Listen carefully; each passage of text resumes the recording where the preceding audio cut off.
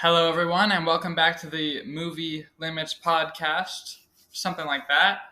Today I'm joined by my good pal Henrik, What's good, gang? and today we're going to talk about a Christmas movie that some of you guys probably watch like every year. Elf? A Not classic. not in March, like we're recording it here in March, but usually you watch in December, I think. You watch Elf Christmas Eve with your family. It's a tradition. Everyone does it. I don't know anyone who doesn't. I don't. I don't know anyone who doesn't. Yeah. So, when did you first watch Elf? What's your story with the movie Elf? So my first exposure to this work of art was back in 2013 when I was about 5 years old. My dad put it on and he said, "Hey, you'll like this movie." And I said, "Okay." And we watched Elf, and it was incredible. Truly a life-changing experience. This masterpiece it's shaped every aspect of my life so much, from my comedy to how I view stories to how I view the holidays. It's made everything significantly better. So I didn't watch Elf until like a year ago or something like that. Better late than never. Okay, it was. So I was in. No, it was like a year and 3 months ago because it would have been Christmas of freshman year, and I'm like, hey, I've heard about this movie for a while. I may as well watch it. Yep. It was pretty good. Yep. So this might shape my opinion a little bit because I'm not the biggest fan of this movie. I like it well enough, but maybe it's because I didn't grow up with it the same way a lot of other people did. I don't have that kind of connection with it like I do with Home Alone or something like that. So, yeah, basic story of the movie. Will Ferrell, he's an elf. He's an elf in a man's world. He's tasked to go find his biological father because he thinks he's an elf, but he's not. He's working for Santa, and he finds out he has a father from the Uncle Elf, basically. So he rides to New York on a big iceberg, and then he lands and he goes and searches for his father. He finds him working in a cushy office job, and his father doesn't believe that it's actually him. So, Buddy the elf, Will Ferrell, he pulls out a picture of his mom, and his father gets really emotional, and he thinks, wow, that might be my son. So, he entertains it for a little bit at first and takes him home to his current son and his significant other, where Buddy then becomes sort of accustomed, as much as he can be, to a normal life. He goes and he starts to try and find a job. He works in a mailroom for his dad's company, where he gets exposed to much of the less tasteful side of New York, and he starts acting almost as if he's a third parent for his dad's son. So, like, he'll pick him up from school, and then they get ambushed, this is the best scene in the movie. They're getting snowballs pelted at him. They're behind a rock. The kid makes like one snowball. The camera pans over. Buddy the elf, Going crazy. 50 snowballs. He looks up. Watch this, and he pelts all of them. Pinpoint accuracy, and they go down. And the son, tons of respect for Buddy. He goes home and he tells his father. Okay, I think I want to go into this real quick. The movie is very heavily based off of the Will Ferrell style of comedy. If you've seen like any movie with him, Yeah. that's basically what the character Elf is. Yeah. I think it works well in context of this story. Mm. But basically, he's playing the same character he plays in every movie. Like if you just saw the Barbie movie last year, he basically plays that character in that. Mm. He plays it in all sorts of movies. Yeah. So you have this combination of comedy with an overarching story, and it's such a good combo. So, like, for example, after the scene where they pelt the snowballs, he goes to find a new job, and you get this hilarious scene where he's in a mall and he's staying overnight. He's decorating it all up because the grumpy store manager, he doesn't want it to look all Christmassy. And then he comes in the next day, right? And there's a fake Santa. Little does that Santa know, Buddy the Elf knows the real Santa. Buddy runs up, Santa, Santa. He looks, wait a minute. That's not Santa. Whoa, whoa. He can tell something's wrong. So he rips the beard off in front of all the kids. The kids are horrified. That's not Santa. The Santa gets really angry and a fight scene breaks out. They're diving over tables. He's trying to get to Buddy. Buddy's just a little bit confused. He's winning without fighting back. And it's quite frankly a masterpiece of a scene. Yeah, so it does this, like he just said, like a Christmas movie. It has all the fun. It has some emotion in it too. And me and my friend Hunter did Die Hard last week. And a big part of that episode, spoiler if you haven't seen the episode, I guess, was whether Die Hard is a Christmas movie or not. And a big thing that I used was like the thematics of a Christmas movie where it's about family and stuff. That's definitely here as well. So yes, there's a big theme of family. Like at this new job after the fight, he meets this girl. He falls in love. And I'm talking deep in love. When he accidentally hears her singing in the shower and goes into said locker room. Little does he know that's not allowed. So he gets called a creep, but he's interested. He wants to stay with this woman for the rest of his life. So the next day, he finds her again and asks her on a date, which quite frankly, bold move. If I accidentally walked in on someone in the shower, I would not ask them out on a date the next day. But it worked.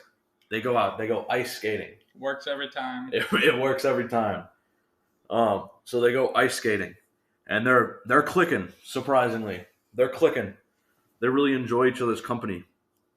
But he goes home and he hears on the TV, Christmas spirit. There's not enough of it. Santa's sleigh works off Christmas spirit, right? So the lack of Christmas spirit means no presents. Santa, he can't come. He can't spread Christmas cheer. He can't be present.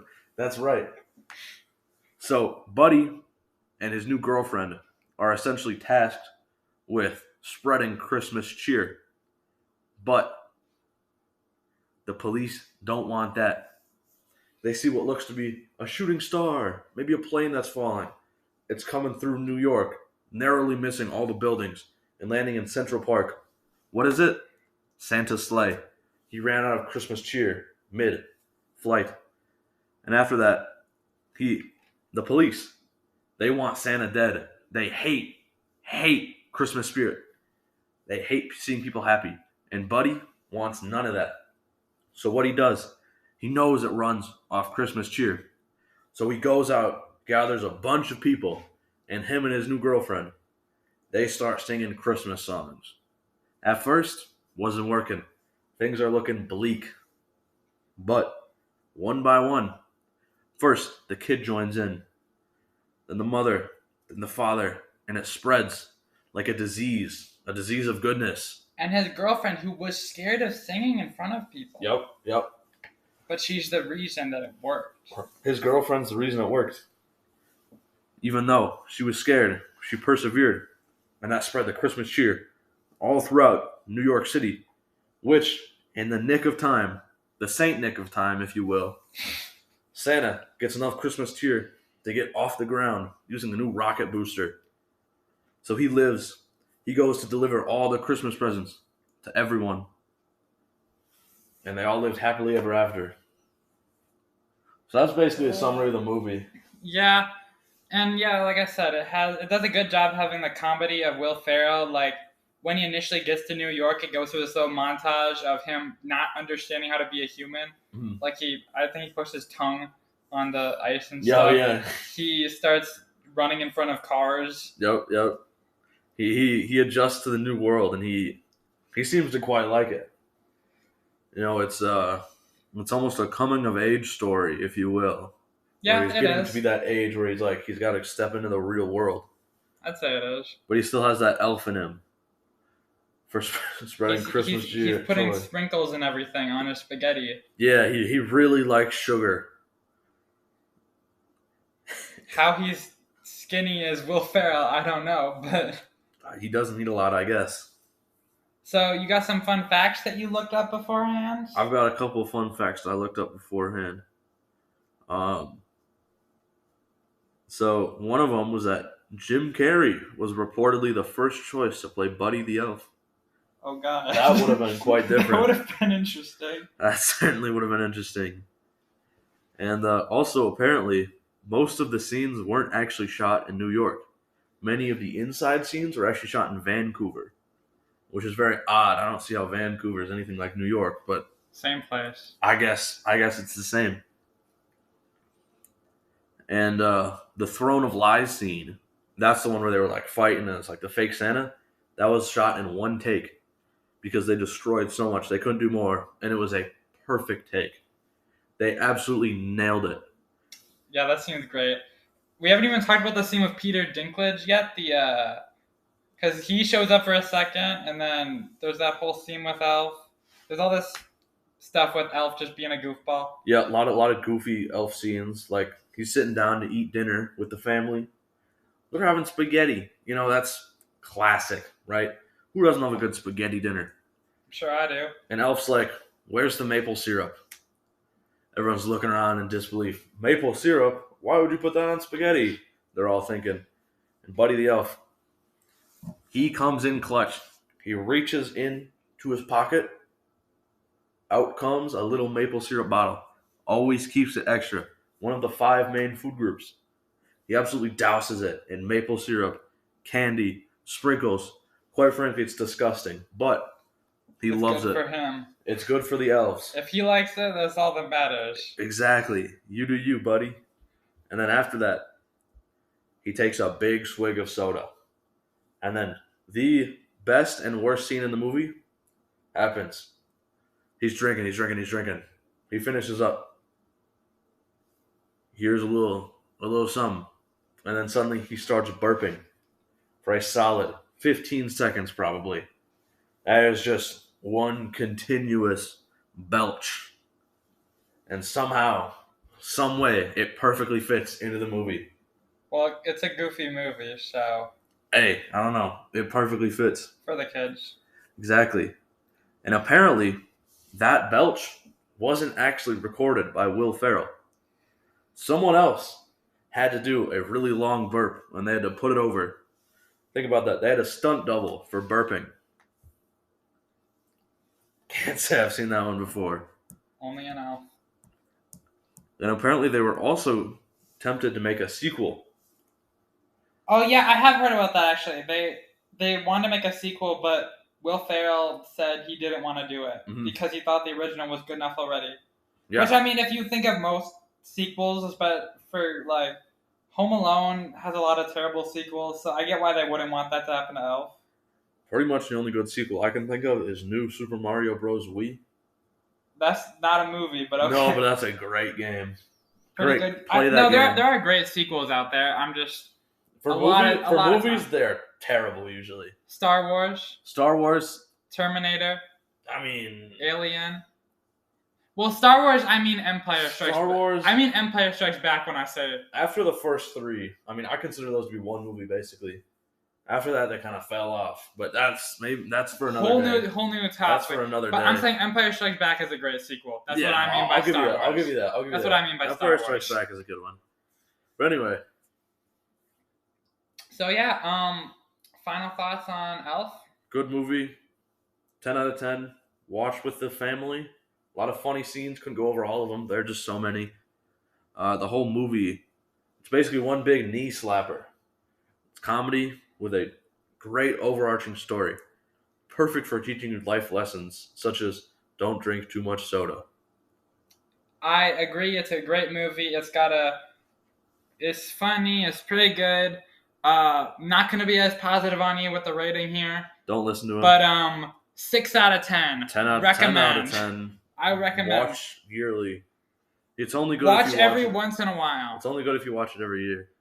So yeah, thank you guys for watching. Next week, I'm going to have a weird episode with another friend of mine that I'm going to do 3 episodes in a row with him. It's a trilogy. Ooh. So I'll see you then. Goodbye. Later.